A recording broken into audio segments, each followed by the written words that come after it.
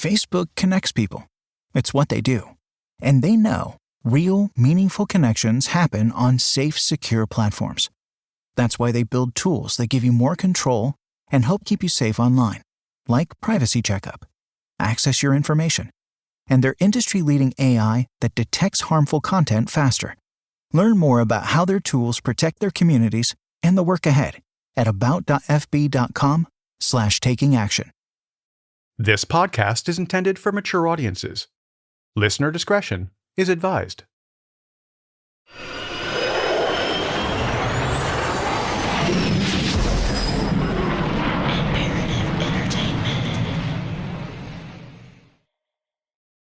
Investigators are reviewing clues in the cross-country road trip of a Canadian man that ended in his death. He didn't leave an explanation with anybody, didn't write a note, just left and ended up dead.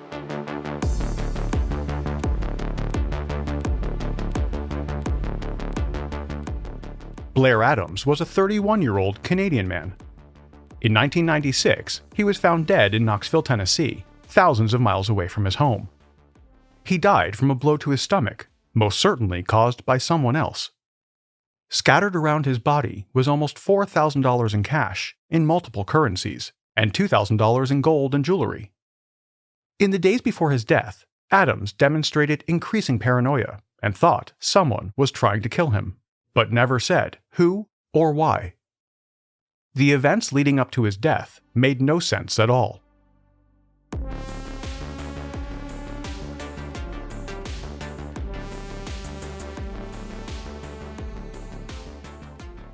Robert Dennis Blair Adams was born and raised in Surrey, British Columbia, on the west coast of Canada.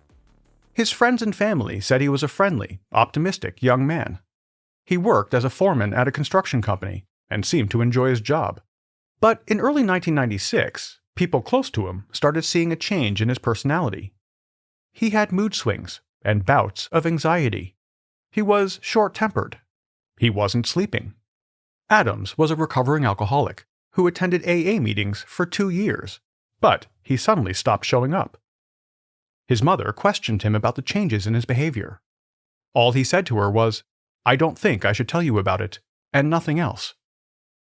On Friday, July 5, 1996, Adams went to his bank and withdrew almost all of his savings, totaling $6,000. He emptied his safe deposit box that contained jewelry, gold bars, and platinum worth thousands more.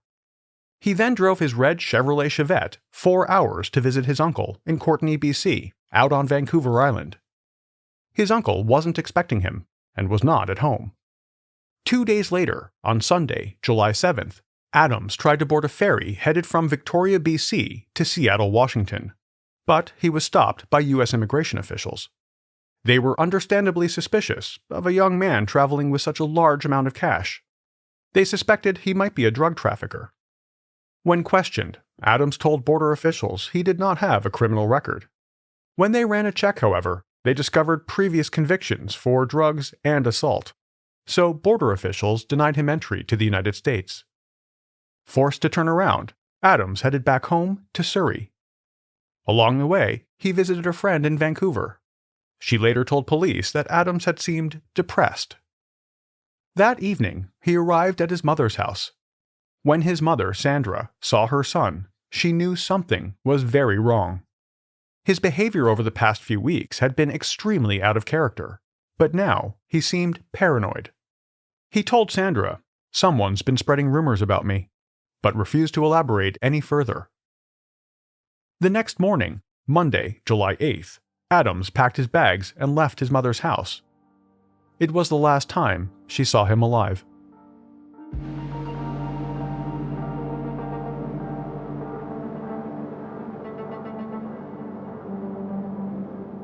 My name is Eric Crosby. Welcome to True.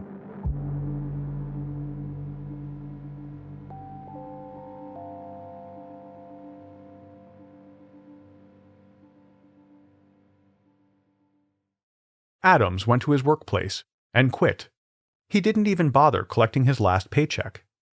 Next, he bought a $1,600 plane ticket to Frankfurt, Germany, scheduled to leave the next day. But why Frankfurt? This was never determined.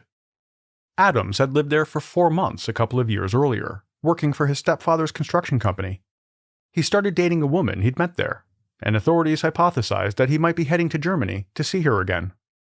However, when investigators contacted her, she said she hadn't heard from him and was not expecting a visit. After purchasing the plane ticket, Adams briefly visited a nearby friend. He asked her to drive him to the border and help him cross into the U.S. He told her that someone wanted him dead. She later described the conversation as frenetic. She told him that she wasn't able to help, and he left.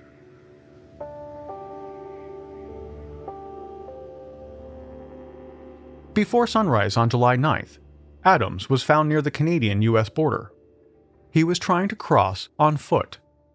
When authorities stopped him, they thought he also might be a car thief. A blue car stolen in Vancouver had been found nearby, and Adams matched the description of the thief. He was dazed and confused, but insisted he was innocent of the crime. With no evidence to hold Adams, police quickly released him. Later on, the friend that he had visited the day before would tell authorities that he arrived in a blue car, not his usual red Chevrolet Chevette. Later that morning, Adams did not board his booked flight to Frankfurt. He turned in his ticket for a refund and used the money to rent a car. He abandoned his red Chevette at the airport and drove the rental car to the Canada-US border. This time, he successfully made it across. Adams headed for Seattle. He left the rental car at the Seattle airport and bought an $800 one-way red-eye ticket to Washington, D.C. He could have purchased a round-trip ticket for half the price, potentially a sign that he wasn't thinking clearly. He arrived at Dulles Airport in D.C. around dawn on Wednesday, July 10th. He rented a white Toyota Camry and drove 500 miles, about 7 hours, southwest toward Knoxville. It's never been determined why Adams went to Knoxville. He knew no one there. He'd never been to the U.S. South before. Adams told his mother that he was heading to the 1996 Summer Olympic Games in Atlanta, which were starting 10 days after he left Canada. But Knoxville is over 200 miles from Atlanta, and Dulles, where Adams landed, is 650 miles from Atlanta. If this was his intent, he certainly did not take the most direct route.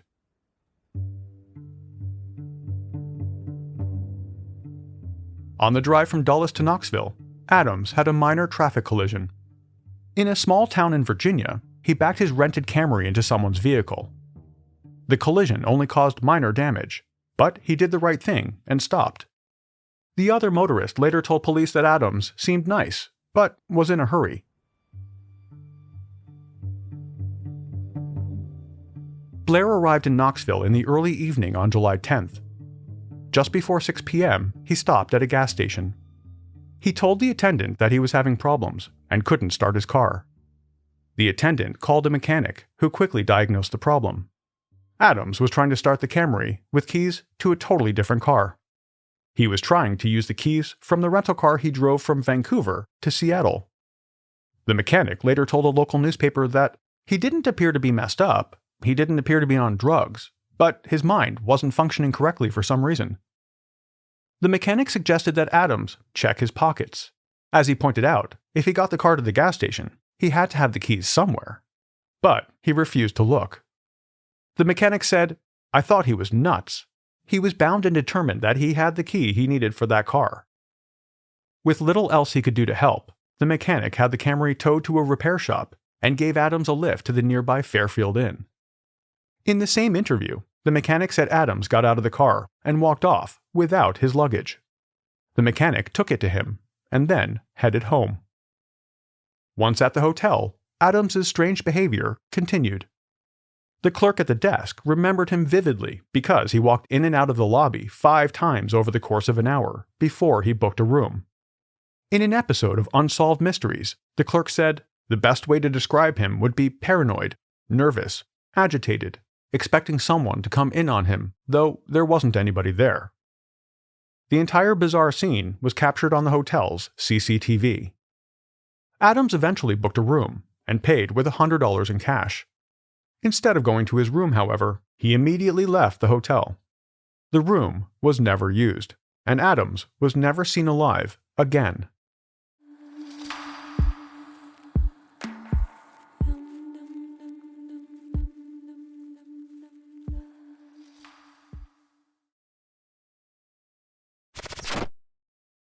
If you're looking for a new true crime podcast to binge, I've got one for you. Set in Indianapolis in 1977, American Hostage is a suspenseful true story starring John Hamm as Fred Heckman, a beloved radio reporter who is thrust into the middle of a life-or-death crisis when a hostage taker, Tony Kuritzis, demands to be interviewed live on his popular news program. Stay tuned after this episode to hear a preview of American Hostage.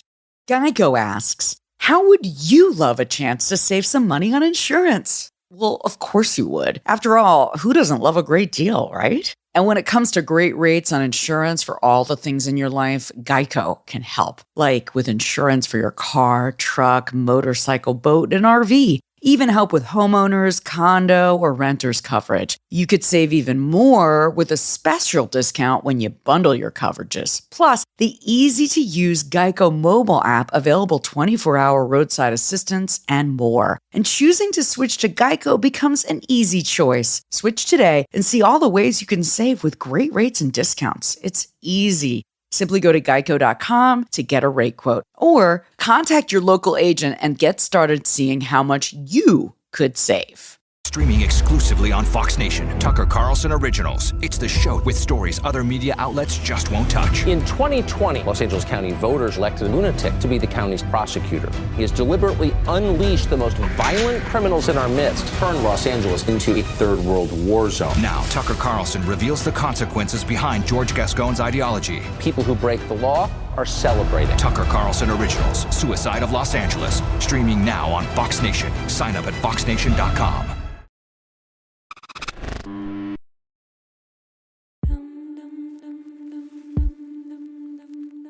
12 hours later, at 7:30 a.m. on July 11, 1996, two construction workers found Blair Adams' body.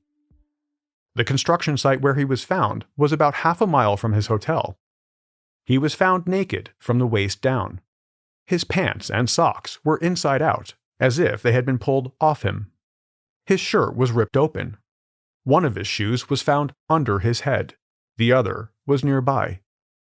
Scattered around him on the ground was $4,000 in Canadian, American, and German currency. A black fanny pack containing the jewelry, gold, and platinum he took from his safe deposit box was lying next to his body. The keys to his rental car, which he told the mechanic he did not have, were found about 10 feet away. Also found nearby were the card key to his unused hotel room and a duffel bag containing maps and travel receipts. The cause of death was a blow to his abdomen that ruptured his stomach, likely from a club or crowbar. He also had a gash on his forehead, probably from being struck by the same weapon. A search of the construction site failed to yield any sign of a possible murder weapon. He had cuts and abrasions that appeared to be defensive wounds. His bloodied hands indicated that he'd fought for his life. Clumps of hair had been torn from his head during the fight. It also appeared that he had been sexually assaulted, although there was no DNA evidence to prove this. No signs of drugs or alcohol were found in his system. The autopsy also found one long strand of hair clutched in his hand. This is the only clue investigators found that they could possibly link to Adams' killer. Well, Knoxville police investigating a homicide out of East Knoxville. We're told officers were called to the scene just off of Selma Avenue a little after 8 o'clock last night. Authorities quickly worked to determine who killed Blair Adams and why. They started by trying to piece together his movements in the hours before his death. The autopsy found meat, shrimp, and lettuce in his stomach, so they determined that he likely ate dinner after he left the hotel. Two women contacted law enforcement to say that they had seen a man matching his description talking to another man outside a Cracker Barrel restaurant that evening. Investigators created a composite sketch of the second man based on their descriptions. That man, however, was never identified, possibly because the women gave conflicting versions of what he looked like. Another potential sighting that night was reported by employees of a truck stop a half-hour drive east of Knoxville. They claimed to have spotted him looking at magazines and chatting to another man about Canadian currency. But Adams didn't have a car, so authorities didn't think he could get this far out of the city. Police canvassed businesses near the site where his body was found. A security guard reported that around 3:30 a.m., he heard a short, sharp scream. However, he thought it came from a woman, not a man. Because Adams was found half naked with potential signs of sexual assault, investigators explored the possibility that his death was a sex act gone horribly wrong. Another local truck stop near Adams's hotel was a known spot for sex workers, so police considered that he had solicited sex and had been attacked by a prostitute or a pimp. His hands had signs of gravel rash. One police theory on this was that the sex act had started in a car, and after he was attacked, he was pushed out onto the asphalt. No meaningful leads developed from the sex worker theory, however. There was also the ongoing question of why a sex worker would attack Adams but not steal his money, gold, and jewelry. Shortly after, the case went completely cold.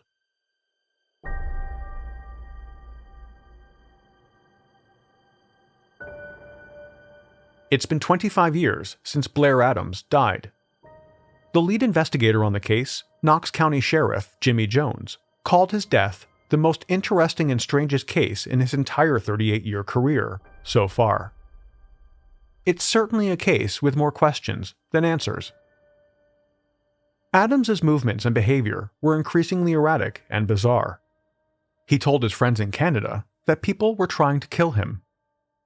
He almost went to Germany, and at the last minute traveled across the continent to a city where he knew no one.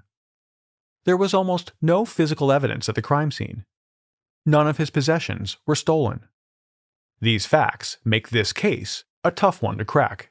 But just because it's a cold case doesn't mean the Knox County Police aren't still investigating it. David Davenport, the chief of the local cold case unit, said in an interview, "Son, we don't quit on a murder case." Anyone with information on the death of Blair Adams should contact the Knox County Sheriff's Department.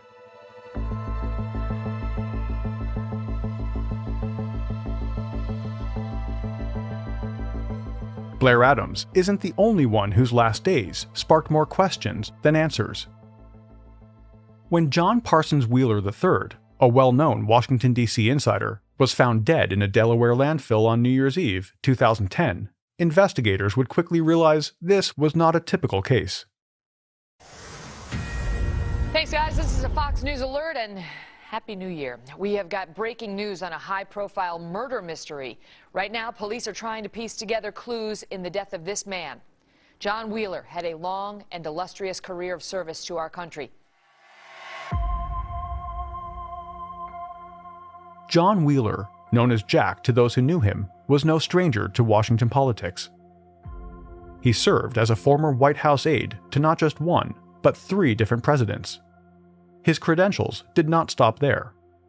He was also a senior planner for Amtrak Railway, an official at the Securities and Exchange Commission, chief executive of Mothers Against Drunk Driving, and chairman of the Vietnam Veterans Memorial Fund, just to name a few.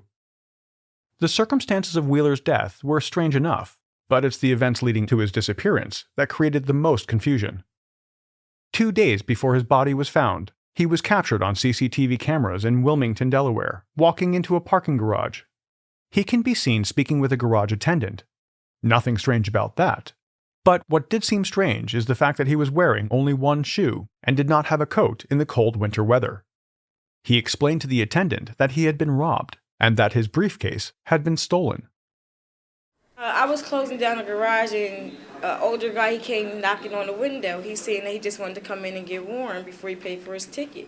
And he must have got on the elevator, and he walked around the garage. So, like, when he came back, I was talking to him. I was asking him, like, what kind of car do you have? Where's your ticket? He said his ticket was inside of his briefcase. I asked where was his briefcase at.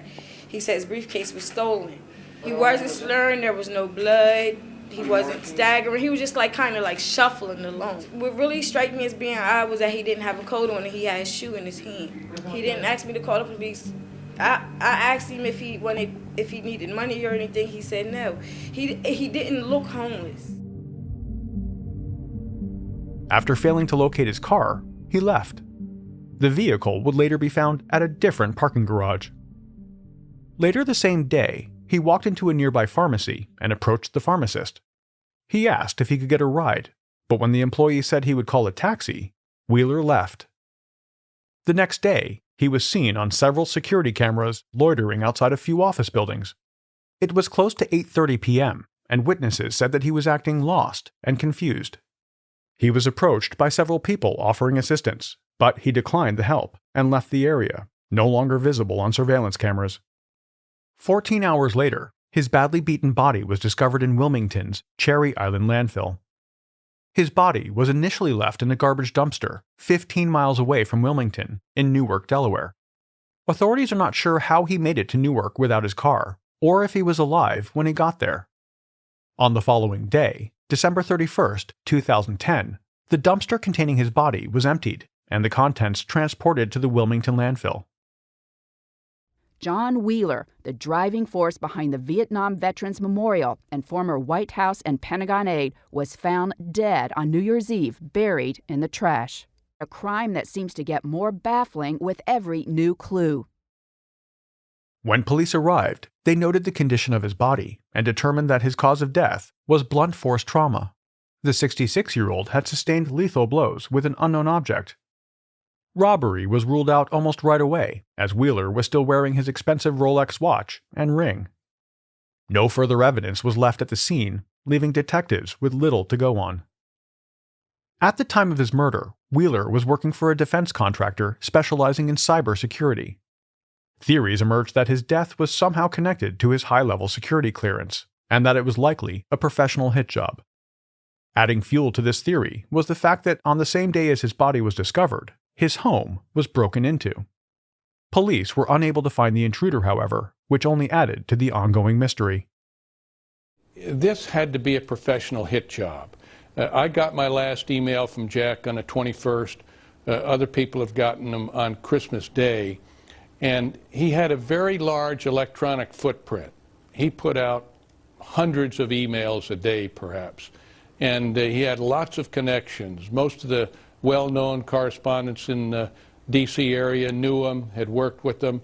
So something went amiss, and the way he was dumped into that landfill tells me that somebody deliberately went out and got him. Now, I don't know why, but he had the highest security clearances this nation has, and it needs to be looked at by the FBI. Something is very, very wrong, and a great tragedy to America.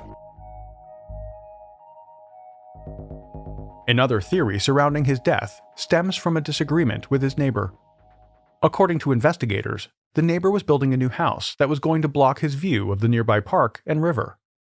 While that in itself isn't suspicious, what was curious was the report of a smoke bomb being set off inside the unfinished home 2 days prior to Wheeler's murder.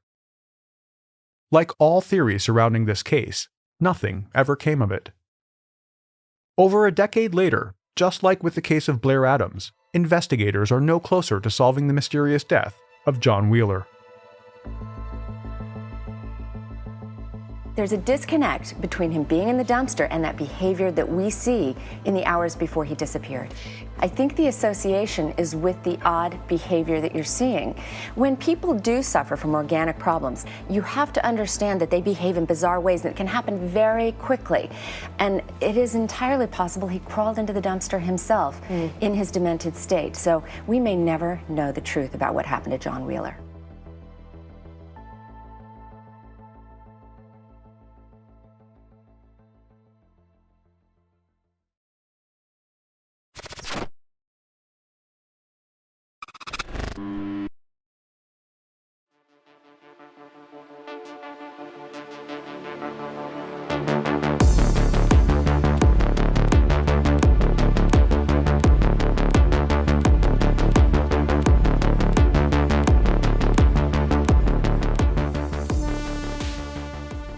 True is a production of Imperative Entertainment. This episode of True was researched and written by Gemma Harris. The executive producer is Jason Hoke of Imperative Entertainment. The cover art and design were created by Jenna Sullivan. True was created and is produced by me. Have any comments or questions? Email us at podcasts@imperativeentertainment.com. A huge thanks as always for listening. I'll be back on May 4th with all new episodes.